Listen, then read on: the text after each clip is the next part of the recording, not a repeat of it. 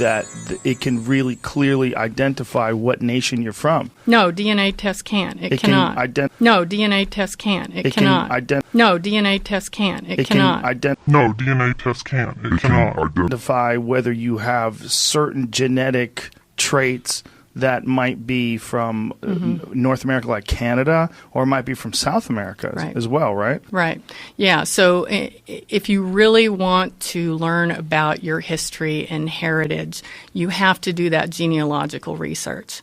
And you have to do that genealogical research. And you have to do that genealogical research. And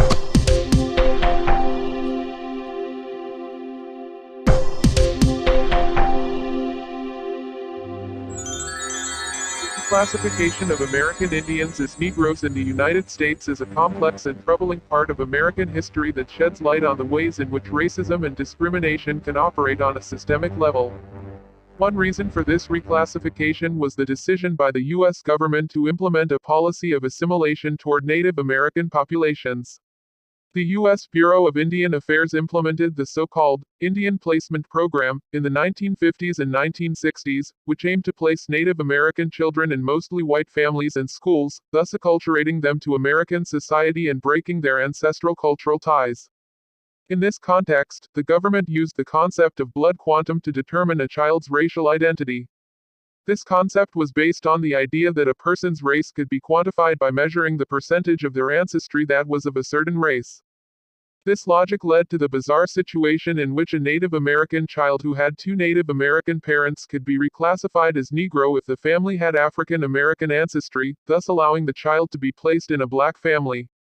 While the Indian Placement Program was officially halted in the late 1970s, the effects of this reclassification are still felt today. Native American communities have suffered from a loss of cultural identity and traditional ways of life, which has contributed to ongoing prejudice and discrimination. In conclusion, the reclassification of American Indians as Negroes was a byproduct of a misguided government policy that sought to assimilate Native American populations. While this policy is no longer in effect, its effects are still felt in Native American communities and serve as a cautionary tale about the dangers of institutionalized racism and discrimination.